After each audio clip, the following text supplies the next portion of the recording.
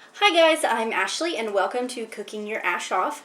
Today, my very first episode of Scrumptious Sunday, I am going to show you how to make a delicious meatball meal. There is no pasta with this, so it's just going to be the meatball, the sauce, and some delicious sage butter baked bread. You put it all together and I will show you how to make this amazing dish. So first we are going to start with the sauce. I like for it to cook the longest because the longer obviously that your sauce cooks, the better. You could even put it on really early in the morning if you wanted to and let it cook all day, but I'm just going to let this one cook for the duration of making the meal. So get a medium saucepan and I'm going to add 1 can, just get like your favorite can of tomato paste. So just 1 small can of your tomato paste. Put it right into the pan.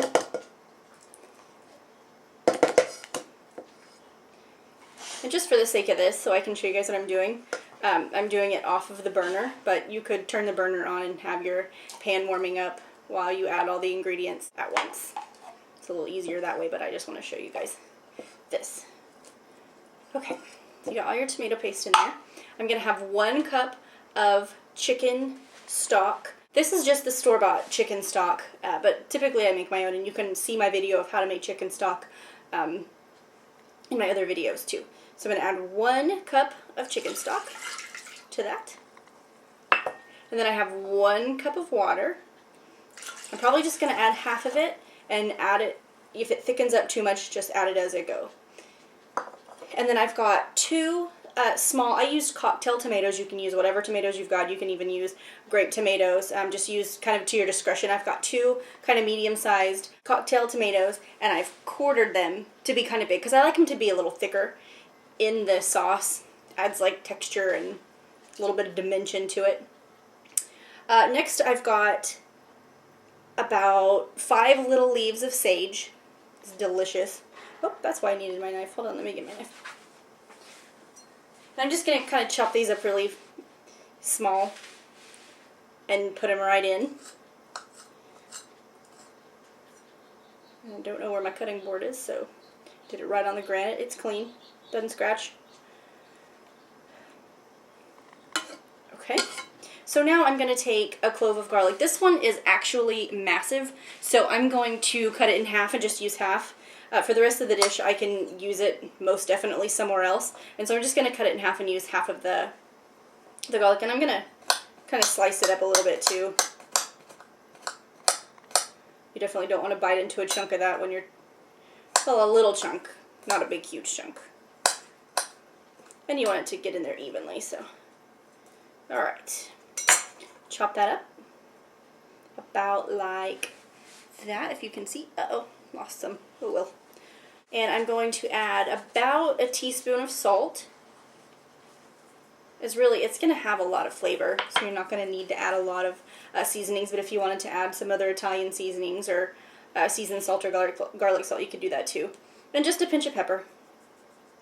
Now, I like to make mine creamy, so I'm going to add about 1/4 cup of sour cream right in there. And I'm going to let this cook. I'm going to let it boil first for about 10 minutes on high. And then once that gets good and going, then I'm going to turn it down to about low to medium and let it just kind of simmer a little bit while I'm cooking the rest of my food. So I'm going to go ahead and put this on right now. So next, we prepare the meatballs. So I've got 3 different kinds of meat. I've got my ground beef, Italian sausage, and ground pork.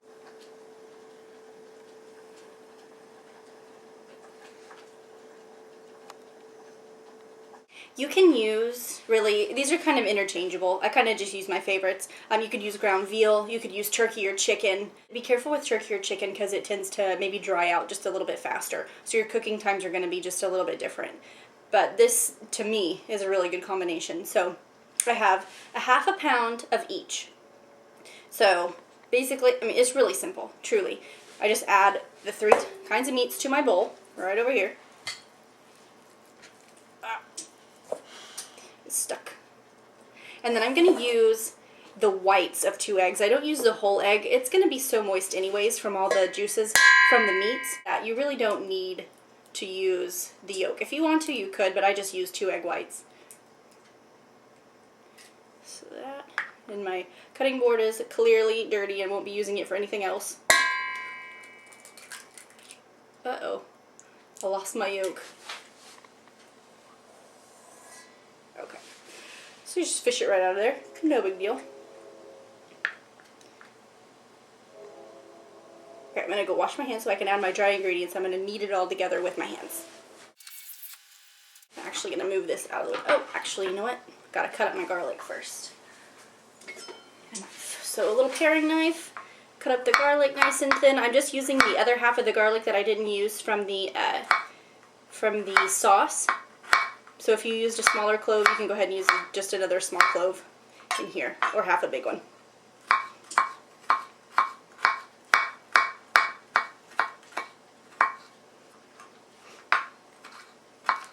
Okay. And if you prefer to cut with bigger knives because you're more comfortable with that, that's fine too. I just like using little knives for little things because it's easier for me. So you just add your garlic in there and then go grab the sage really quick. So there's lots of sage in here, which is good because all the different flavors or all the different foods can kind of play off the one flavor. It should come together really nice. So I just got like 6 or 7 little leaves. These are little ones. You can use the bigger ones and kind of use to your discretion, but these are kind of littler, and I just cut them up really fine and put them in there. And I'm not going to use breadcrumbs. Sometimes I do. This time I'm not. Usually if I use breadcrumbs, it's because I've used just one kind of meat. But I think these will be fine without the breadcrumbs, so I'm not going to do that this time. But I am going to add about a tablespoon of olive oil, and then just a couple pinches of pepper, about a teaspoon and a half of salt. Of salt, not a salt. Don't assault your food, that's not nice. Okay, and then my secret ingredient for my meatballs is Parmesan. It adds kind of a smokiness, a butter, like buttery kind of flavor. And this is freshly shaved, but I'm going to, if it's done right and it's a nice Parmesan, you can just crumble it up and it'll turn really, really little. So, I mean, it really gives it such a good flavor to the meatballs. And it makes it kind of melty and sort of gooey, if you're able to tell. First time I made meatballs for Travis was a total fail. Like, they were so bad because I didn't have any, like, ingredients. We were at his house in Oklahoma, and I did like the best that I could, but the next time I was able to use my full arsenal. And you can't really tell that the Parmesan's there, but it definitely adds extra flavor. So I'm just going to knead this together with my hands and roll it up in little balls, and then put it on the in the pan to brown first before I put them in the oven. And you just want to make sure that all your flavors or all your ingredients are nicely mixed. Be sure to wash your hands really good because of the raw egg. But I mean, you can already tell, like, it's so moist. And it's going to be bound by the egg whites and sort of the Parmesan too, without the breadcrumbs. But again, if you wanted to use breadcrumbs, you totally could. You could leave out some bread overnight and use those, or you could get panko crumbs or buy the breadcrumbs at the store. The Italian sausage is very slimy, so beware of that. It's hard to mix with the egg because they're both so slimy. So this is the consistency of the meatballs before they're rolled into nice meaty balls. I like, oh, oven's ready. I like for them to be about small to medium for this dish. If you're making it, with spaghetti, you can make them bigger. But I like for them to be about, I'll shave out this size. And you're going to put them into your hot oil and just brown them up on all sides before you put them into the oven with the sauce, which is right there. You can take a look at that. It's looking nice and creamy and delicious and thick. So you're just going to do this until you've got all your meat rolled into balls and brown them on each side. I think it's like 2 to 3 minutes on each side, depending on how hot you've got it. You don't want them to burn, obviously, so don't get too crazy with the heat.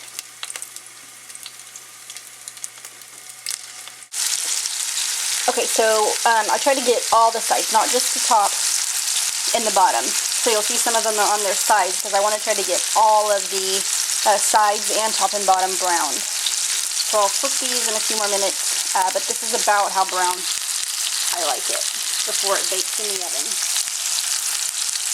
I've got my meatballs browned and I've got the sauce. It's right on the counter. That's the beauty of granite. Hot pans don't bother it. So I'm going to grab the meatballs over here in my tongs. I can just set it right here. I've got them browned pretty much to my liking. I'm just going to put them right in my ovenware here.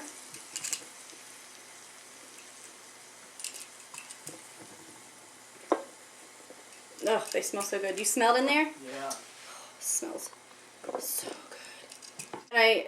And before I started this, I guess I could have told you, that I preheated the oven to 375. So it is preheated to 375. We're going to have to really squeeze this one in. Okay, hold on. Move it over. Move it over. There we go. This one turned out to be a little bit bigger than the other ones. I had a little extra meat left over. So stick it right in there. Okay. So now what I'm going to do is I'm going to pour my sauce right on top. I'm going to show you guys what the sauce looks like before I pour it in. Okay, so this is what the sauce looks like when it's done. And so what I'm going to do is I'm going to just pour it right on top of my meatballs. All of it. Just get it all on there. The chunks of tomatoes on there. Ooh, my goodness. So covered very, very liberally there. Yum. These are ready to go in. I'm going to put them again in the oven at 375 for about 30 to 40 minutes. Probably on these it's going to be closer to 40 minutes. I want all the flavors to really infuse. Plus these are just a little bit bigger meatballs than normal. So I'm going to go put them in about 40 minutes. Now I'm going to make the sage butter. I've got just a little cube here of, it is salted butter because I wanted to have the flavor. So salted stick of butter, and then I've got a handful of sage. It's kind of like baby sage, maybe like a micro sage, but it's still very flavorful. So I'm going to use half of this miniature block of butter. And I'm going to use this little saute pan. Don't make fun of it. I've had it for, I'm kind of rough on my pans, I think. Oh well. Alright, so I'm going to use half of this. Oh, it's nice and it's room temperature, so it's nice and soft, so that's good. It doesn't have to be, but if it is, better. Okay, so right in, this is 2 ingredients, it's so easy. And then put the sage right in, and the sage is going to kind of toast up. So we're going to, after it's kind of toasty, we're going to take it out, and we can use it, the toasted sage, or like the crunchy sage, to put on top of everything when it's all done. So I'm just going to put this on like medium heat and let it cook down and cook the sage. Remove the sage, and then I'm going to spread it on top of my French bread, and I'll show you when I do that. So here I have my loaf of bread. I got this at the market. They make it fresh like every day, and so you can do that, or you can make your own. I recently started kind of making my own bread, not in my bread machine, baked in the oven, and it was really, really good. So I'll do an episode on that, just in case you wanted to make homemade bread. I can show you how to do that too. But this is just for my market. I'm going to slice. I'm not going to use the ends. I can keep them, I guess, and use them later on for, you know, something else. But oh, it smells so good. So I'm going to slice them kind of thick, but not too thick. You can hear the butter starting to sizzle up. So here you've got about that thick of a bread slice, and I'm going to do probably about 5 of them. This will serve 3 to 5 depending on what you're using them for. If it's more of an appetizer, you can slice them thinner or even in half, and people can kind of put it together themselves. Or if you're doing it as a meal, like we are, you slice it a little bit bigger and have your own nice little piece of bread to put your stuff on. And then I'm going to prepare my oven rack with my parchment paper to put these on whenever I rub the sage butter and then put them in the oven.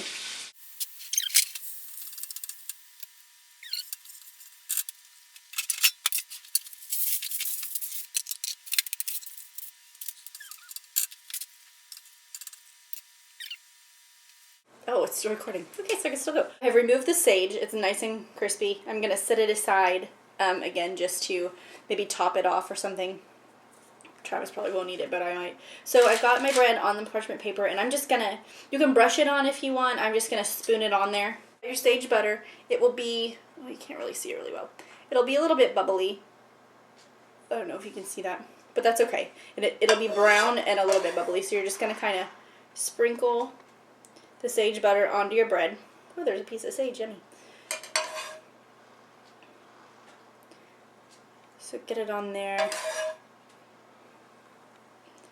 And I also, because I like the taste of it, on the top will sprinkle a little bit of salt just to add some flavor to the bread. And this is going to bake for the duration of, I put it right in with the meatballs that are still cooking. And then just sprinkle a little bit of salt on top. This is going to be a nice little bed for the meatballs and sauce when they're ready. So just pop these right into the oven for about 10-15 minutes, and then everything should be done all together. Okay, so it just came out of the oven. Look, it's still bubbling. Looks so good. Don't mind the splatters on the side of the bakeware, but look, there's a tomato just chilling. It's so, oh, it smells so good. And then here's the bread. It's kind of browned, kind of crispy, perfect consistency. So now I'm just gonna put this together. You want to come try some, Trav? Yeah. Well, sorry about the glare. Can't really do anything about it because it's a damn window. Okay. So here's what you do. You're gonna get your bread and cut it. How many pieces do you want? 2 pieces? Yeah. Okay. Hot. And then what I do is I just get a meatball. Let's get a spoon so we can spoon it on there. Get your meatball. Put it on your piece of bread there. Oh, that smells good. Hold on, hold on. Not yet. This will work. I want to get some of the sauce on there for you, and then we're going to put some Parmesan on there too. Shaved Parmesan right on top. And it's really, really hot, so you probably can't eat it right now. Probably got to wait like a couple minutes. Okay. I'm not going to have as much as you.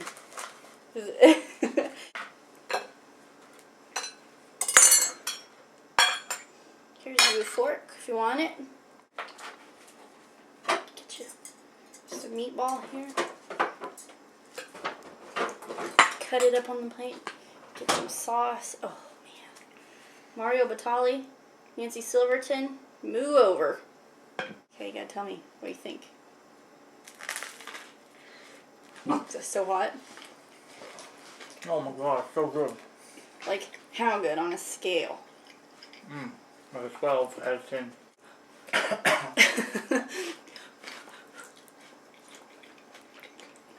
So good. That's really good. Perfect. The moisture, the seasoning, the sage. You can really taste the sage and the Italian sausage. Yeah, that's great.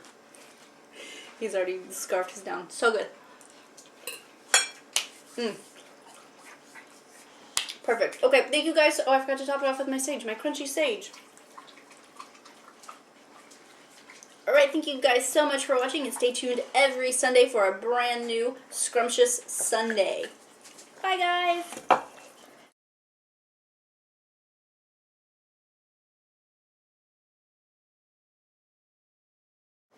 Okay, I'm recording, so everyone, shh. Gotta scrunch down. I'm too tall for this. I need something higher to put my camera on. Use the other thing. It's too high. Wait.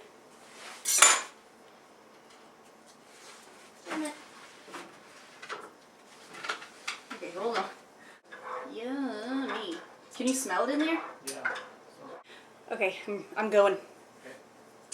I'll meet you. Oh. No, still can't see the ingredients. I want to be able to see it all. From the meats. Jeez. This is just the store-bought kind. Oops. You come over here. and film me just, I'm going to go over to the pan and put them in the pan.